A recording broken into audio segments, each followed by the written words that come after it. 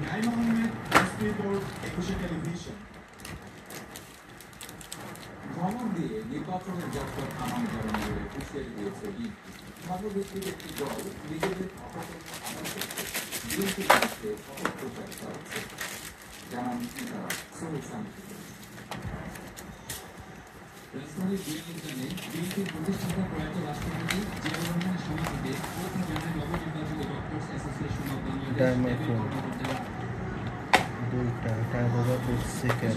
BNP নেতা doctor AGM Zahid Hossain বলেন, ফেব্রুয়ারি নির্বাচন বানচালের চেষ্টা হচ্ছে।